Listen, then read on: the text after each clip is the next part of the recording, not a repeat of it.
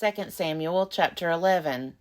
In the spring of the year, the time when kings go out to battle, David sent Joab with his officers and all Israel with him. They ravaged the Ammonites and besieged Rabbah, but David remained at Jerusalem. It happened late one afternoon, when David rose from his couch and was walking about on the roof of the king's house, that he saw from the roof a woman bathing.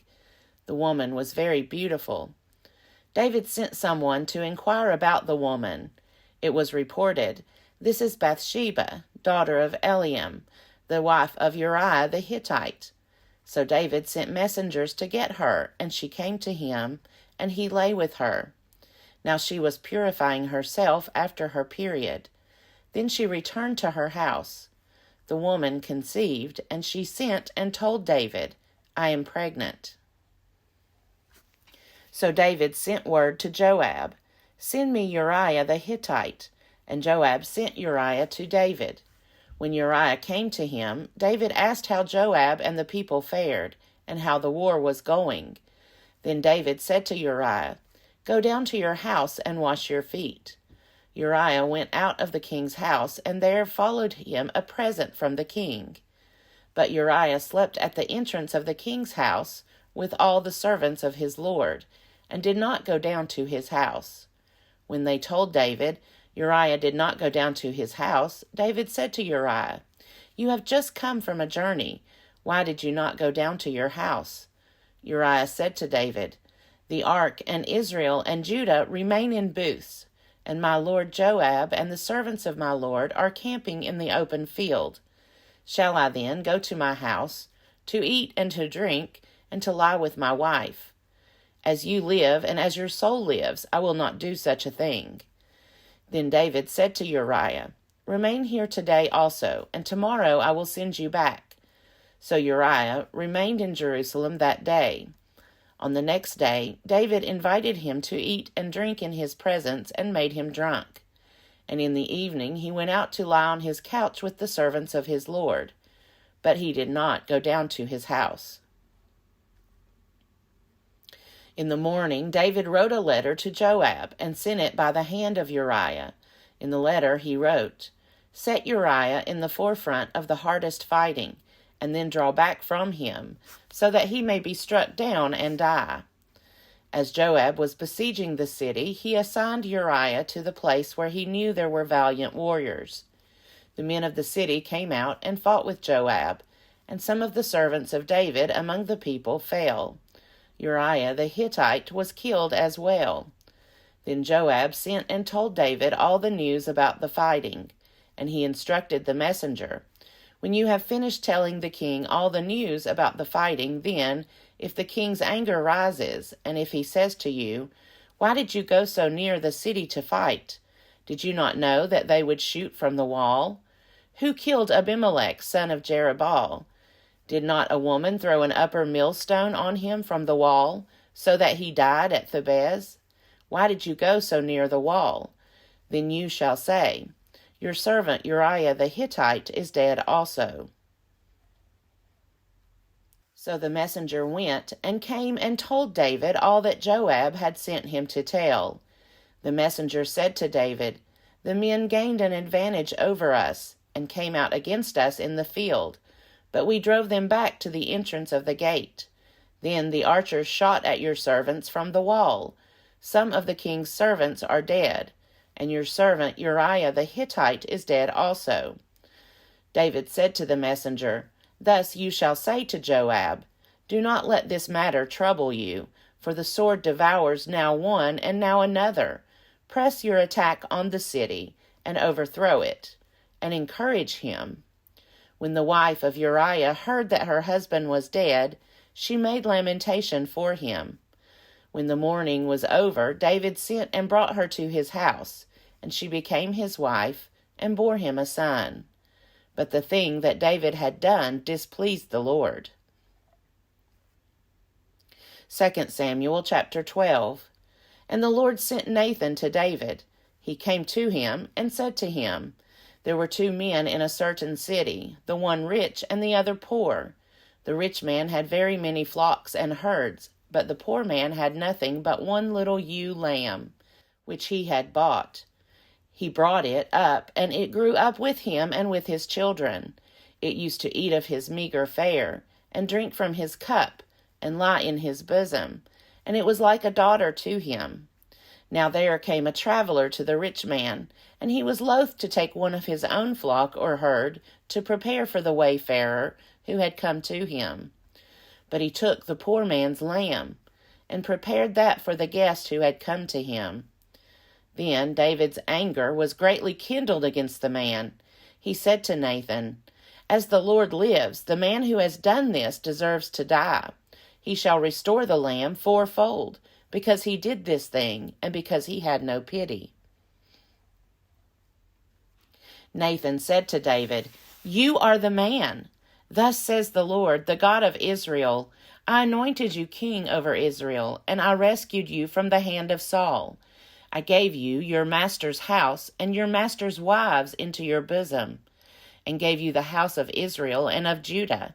And if that had been too little, I would have added as much more. Why have you despised the word of the Lord, to do what is evil in his sight? You have struck down Uriah the Hittite with the sword, and have taken his wife to be your wife, and have killed him with the sword of the Ammonites. Now, therefore, the sword shall never depart from your house, for you have despised me, and have taken the wife of Uriah the Hittite to be your wife. Thus says the Lord, I will raise up trouble against you from within your own house, and I will take your wives before your eyes, and give them to your neighbor, and he shall lie with your wives in the sight of this very sun. For you did it secretly, but I will do this thing before all Israel, and before the sun." David said to Nathan, "I have sinned against the Lord." Nathan said to David, "Now the Lord has put away your sin. You shall not die. Nevertheless, because by this deed you have utterly scorned the Lord, the child that is born to you shall die." Then Nathan went to his house. The Lord struck the child that Uriah's wife bore to David, and it became very ill. David therefore pleaded with God for the child. David fasted, and went in and lay all night on the ground. The elders of his house stood beside him, urging him to rise from the ground, but he would not, nor did he eat food with them. On the 7th day the child died, and the servants of David were afraid to tell him that the child was dead, for they said, "While the child was still alive, we spoke to him, and he did not listen to us. How then can we tell him the child is dead? He may do himself some harm." But when David saw that his servants were whispering together, he perceived that the child was dead. And David said to his servants, "Is the child dead?" They said, "He is dead." Then David rose from the ground, washed, anointed himself, and changed his clothes. He went into the house of the Lord and worshipped. He then went to his own house, and when he asked, they set food before him, and he ate. Then his servant said to him, "What is this thing that you have done? You fasted and wept for the child while it was alive.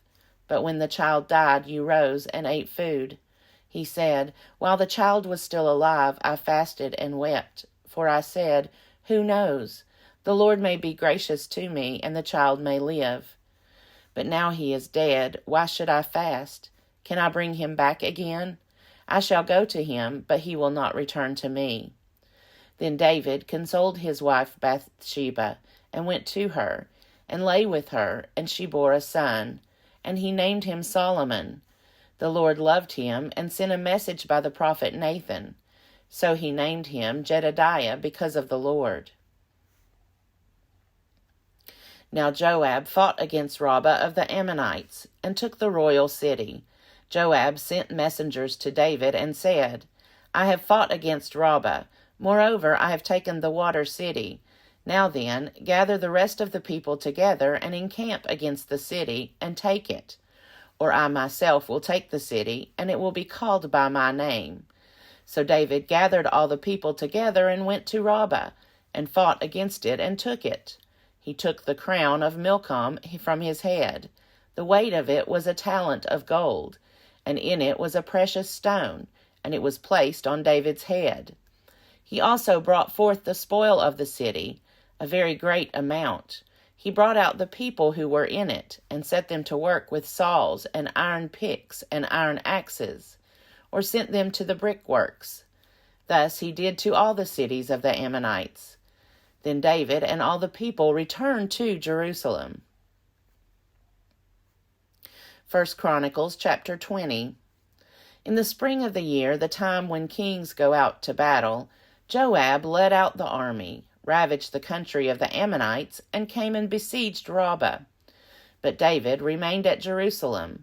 Joab attacked Rabbah and overthrew it.